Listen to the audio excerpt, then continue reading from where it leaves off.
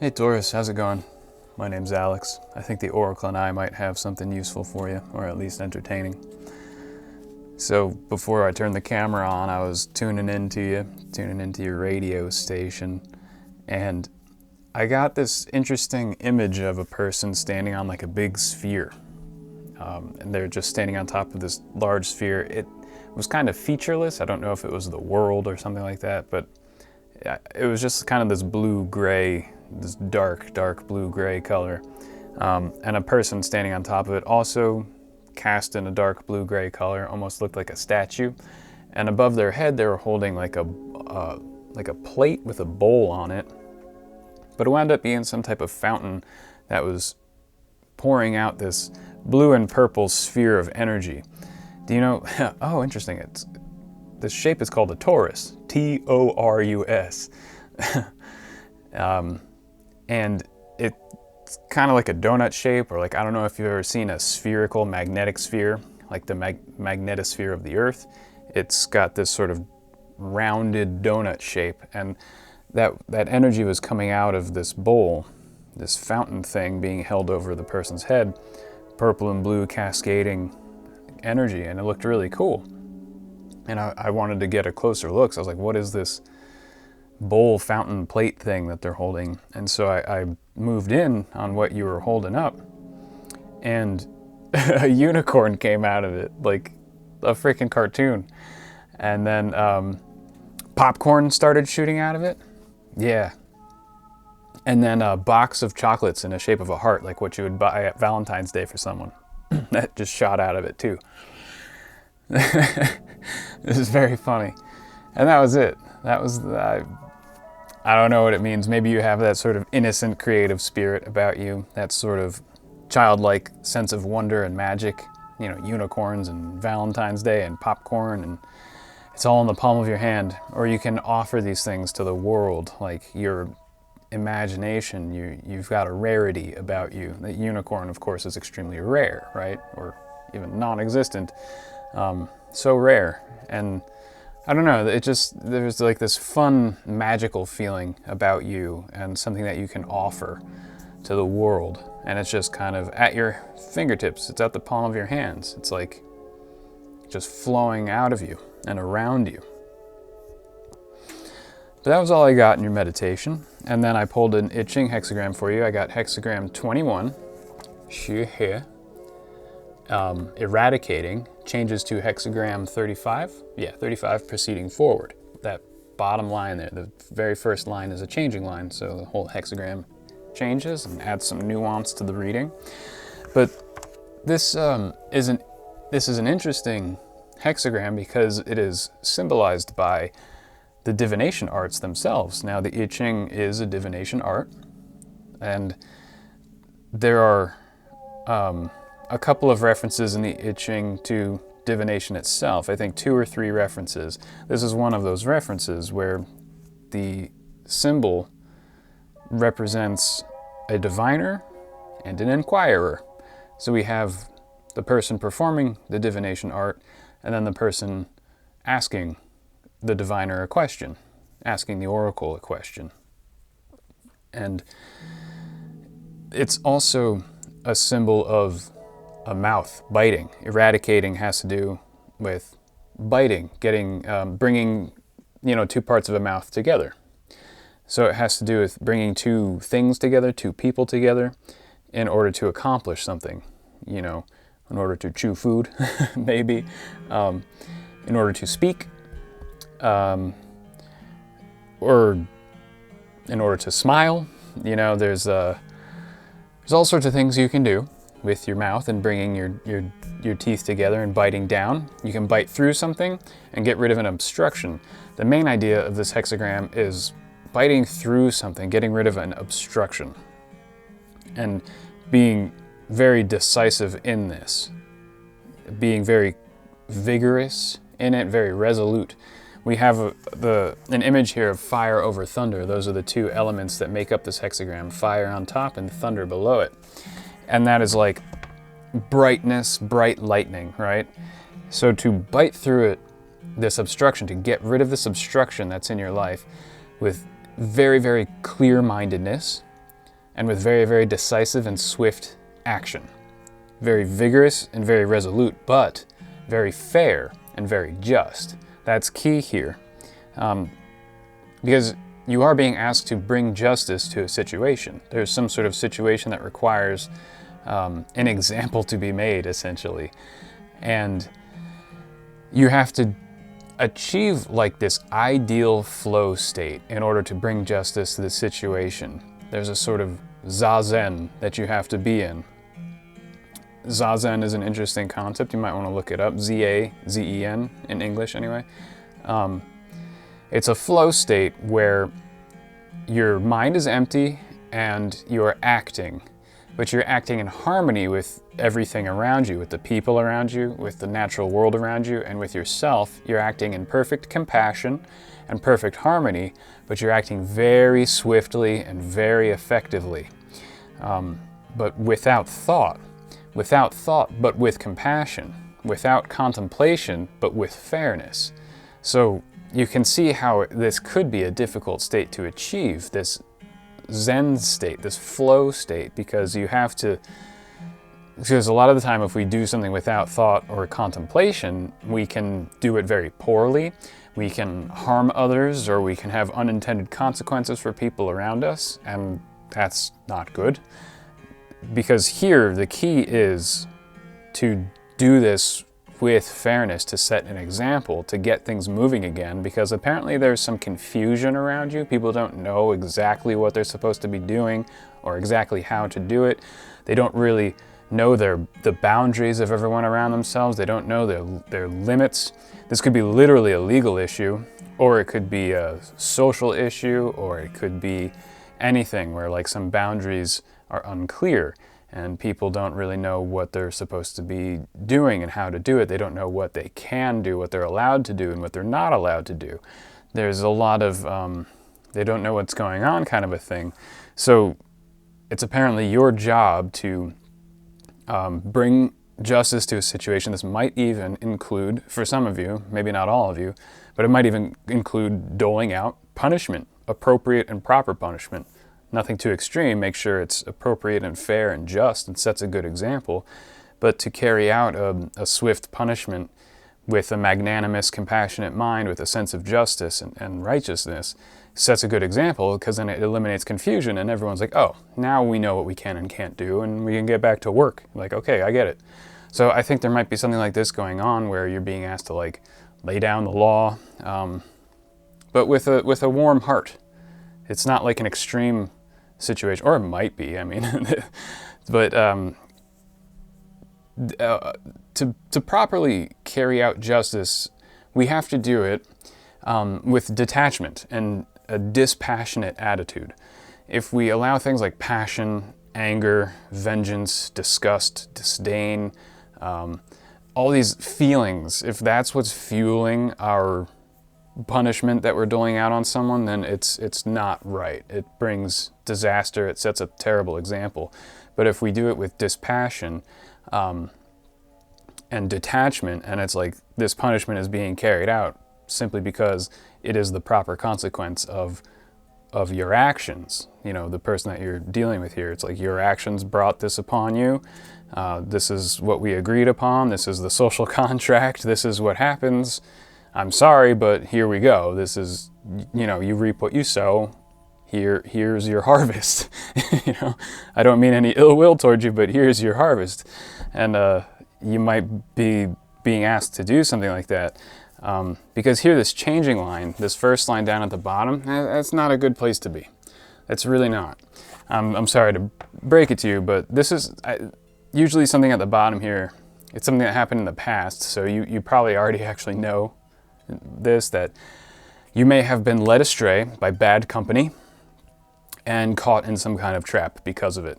Maybe some bad behavior on your part led you into a bad situation, and now you are being asked to abandon bad behavior and bad ideas, to adopt good conduct, restore your reputation, and everything will be smoothed over and you'll be able to proceed forward.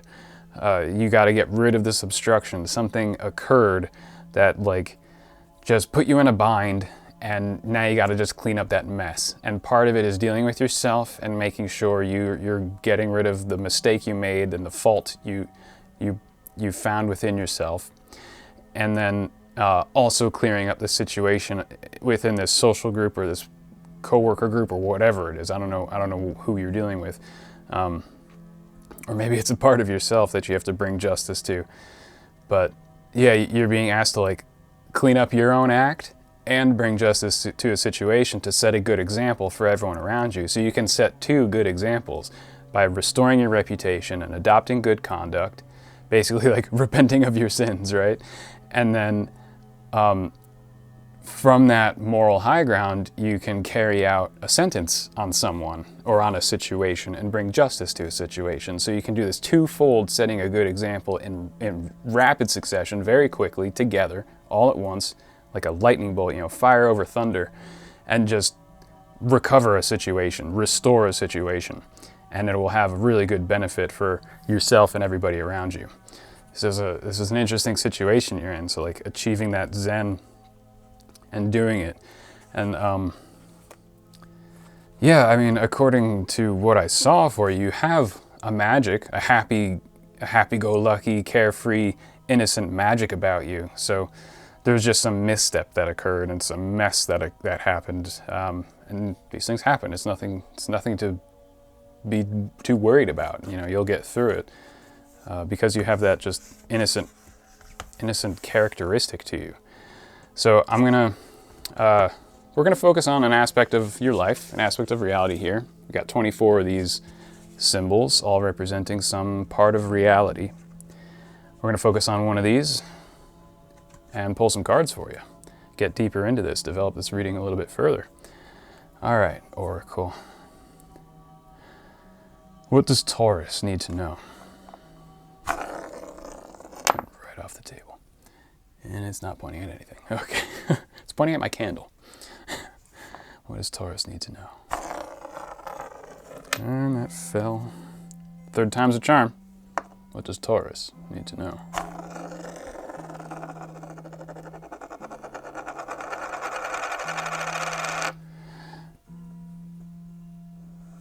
The Logos.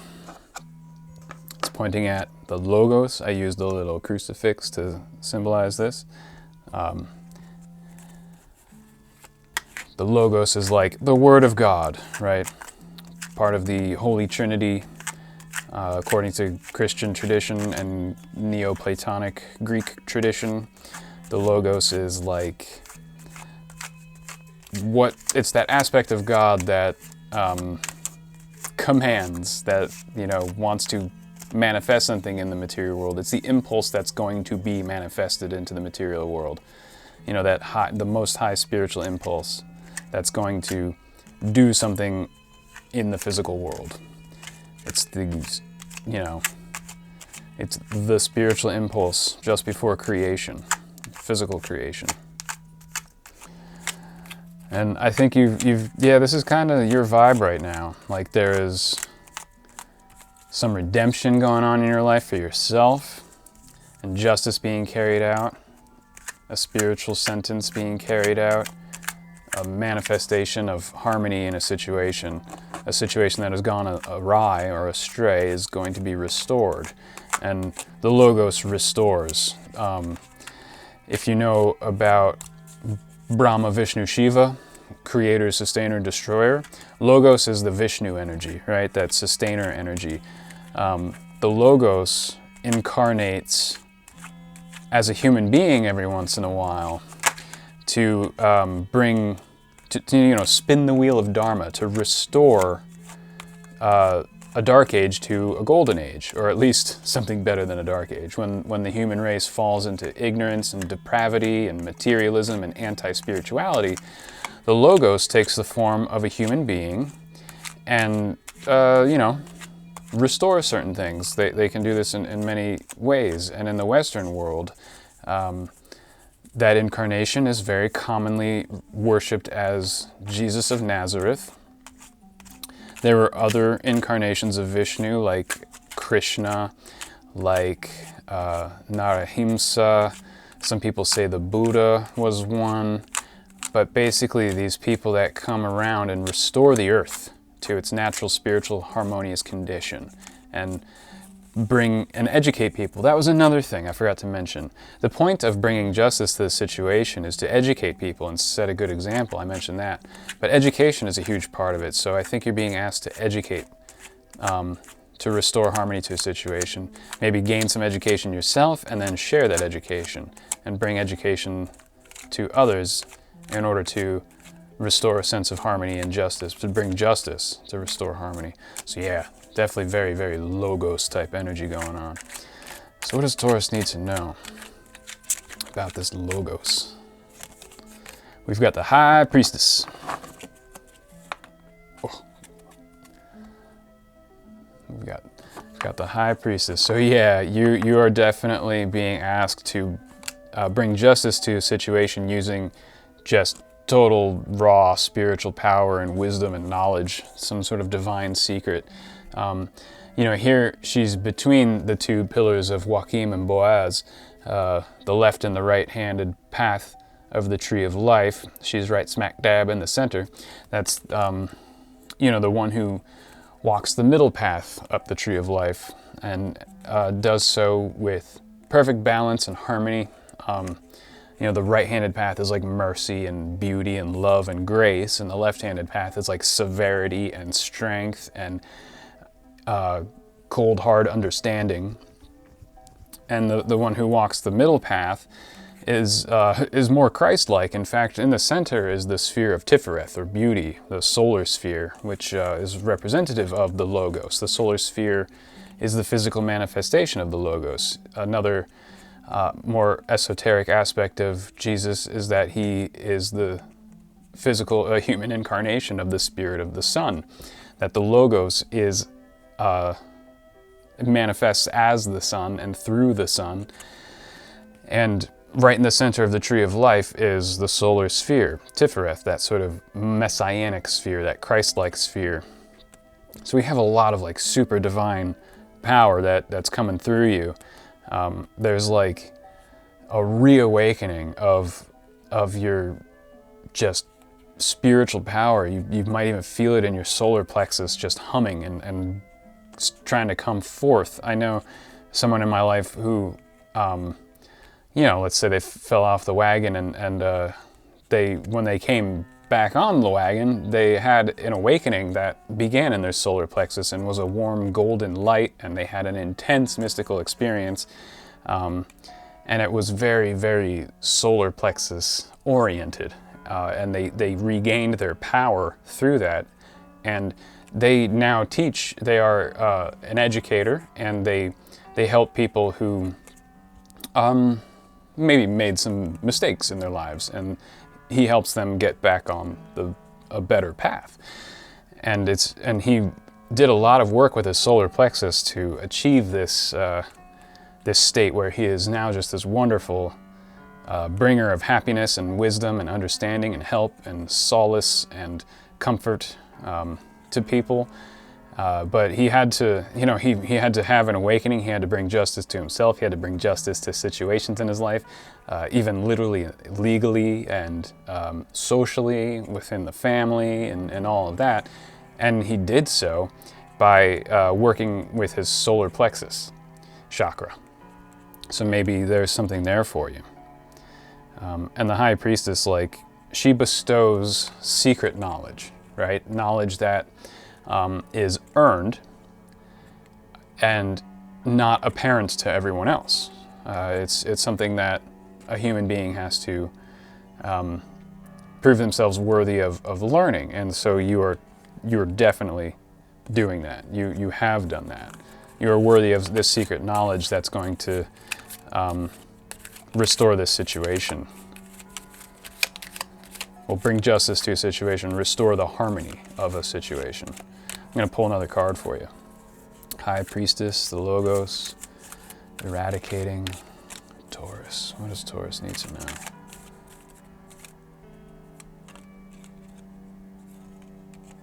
I think it's both of these. Yeah. They were both stuck in my hand. This one is Justice and Disguise. So here we have two cards that wanted to come out. Now, disguise here in Latin can come from the word habitum, which means like habitat, or basically, or like a home, or a place where you live. And justice here is symbolized by a big old heart, an anatomically correct heart, with a winged scarab beetle above it. So here we have like a comfort zone type card. I always think of this card as like being in your comfort zone. We've got like this gazelle or this deer or something. I don't know, is that a jackal? I can't really tell, but it's like, you know, it's straight chilling under its tree. It's in its habitat. And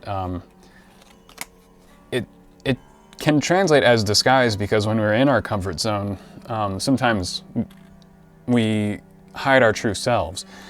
You know, there's some saying, I don't know the exact saying, just the sort of proverb that like you meet yourself when you go through trials, when you get out of your comfort zone and you're met with difficulties.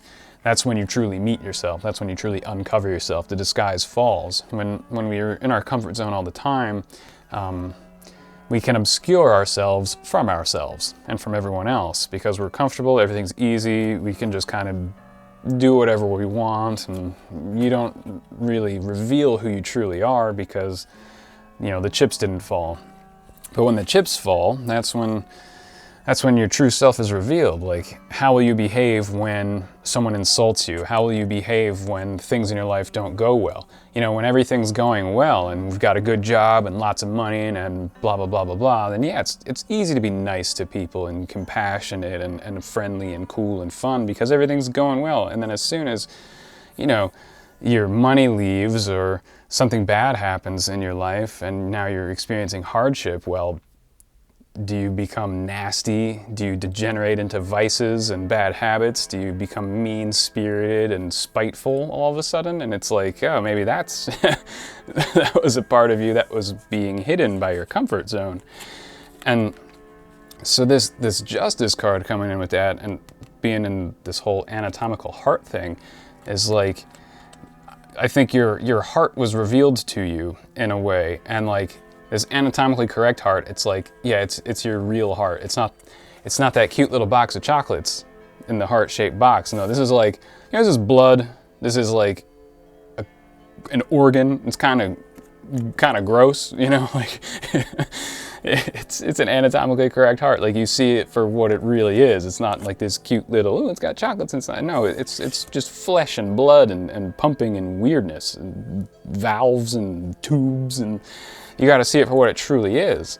And I think some mask has fallen off of you, and through your trials and hardships, you've met yourself on a deeper level. But we have the winged scarab above it, which is like, yeah, this might be like this ugly, weird organ, but it's also the seat of the soul. You know, it's like the first chakra, essentially, like where human life really is regulated and centered. It like comes through the heart and then goes through to the other chakras up and down. So it's like, you know, your true self is pretty easy to find when you work with the heart and go into the heart and put your attention there. Your true self is much easier to find than in other ways. And the heart center can be activated through trials and tribulations, through making mistakes. It really puts a lot of attention and pressure on that chakra. It can open it, it can close it, it does all sorts of things to the heart when we go through trials and make mistakes and stuff. And then we're forced to work on it. We're forced to deal with these emotions. We're forced to understand ourselves on that level, and the mask comes off. We have to be honest with ourselves. You know, you can lie to others and wear a mask for others if you want, but you shouldn't do it for yourself. That's not going to help you. So I think you've met yourself in a pretty serious way recently, and you've realized that, like, yeah, your comfort zone might not be so helpful for you, which is fine. We all realize that. And because you've made this realization, the high priestess is like, all right, here's some dope spiritual knowledge for you that's very helpful and useful, and it's going to bring harmony around you. You've like earned it through these trials, through meeting yourself. You've revealed your worthiness to yourself. You've realized, oh, I am worthy of this higher spiritual knowledge, and I am worthy of bringing it out to the world, of bringing justice to a situation. You might have felt yourself unworthy because of maybe some of these mistakes you've made. But you know, sometimes because we make these mistakes, it makes us worthy because we learn from these mistakes. And then, you know, like, for example, this might be like a far out example, but like, if there's a drugs counselor who is helping addicts and he had never been addicted himself, do you think he's going to be a very good counselor? Of course not. Most of the best, like the example I was telling you about, this person that I know, he was a heroin addict.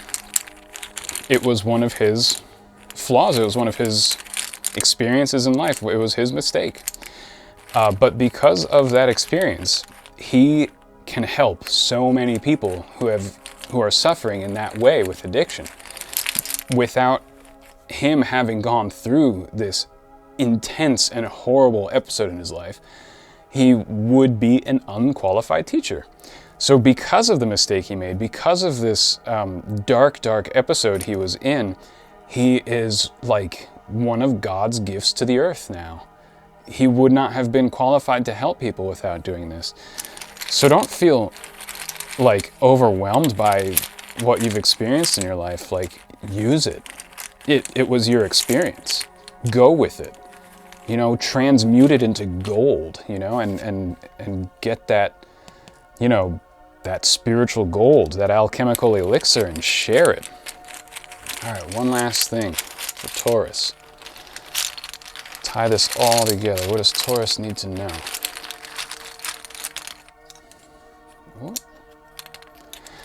Okay, so here, what is this? Is that Uranus and the prison? So here we have the planetary symbol for Uranus and the number 10, and here we have the prison. Now, the first thing that flew into my mind was Uranus is the god of revolution and of prison breaks. No joke, it's true. Like, just tearing down the walls of a prison, that's Uranus. Is just, have you heard that Thrice song called The Earth Will Shake? My favorite rock band ever, Thrice. They have this amazing song called The Earth Will Shake. And you might want to listen to it. It gets me going when I need it. And it's just about breaking free from your prison bars. And just, oh, you know, an unjust situation is shattered decisively. You know, the earth quakes, the thunder strikes, and perhaps people who are wrongfully imprisoned or are due for their freedom need to get it now. And perhaps you're one of those people that needs their freedom, or you are Uranus and can bring that freedom to people. You have this power to just break iron bars apart and liberate people, because you've been in that cage and you know what that cage is, and you know how to get out. You had the nail file and you filed through those bars. You had the sharpened spoon and you chipped away at the blocks. You know, you did it the hard way. So now you can help others do it the easy way, decisively. You can illuminate how to break free from mental and spiritual prisons because you've done it yourself. So I think you are destined to become like a great educator, and you can bring so much like real justice and harmony to situations, to the people around you, because you've met yourself, you've gone through it, and now you can share what you've learned and you can show people the way. You know what I mean? Yeah, I think we're going to leave it there. I think that's all the Oracle and I have for you today, Taurus. It's kind of an intense one. It was exciting. I'm glad I could share this with you. But as always, I really appreciate you hanging out with me. It was great to see you. I wish you all the best, and I'll see you next time.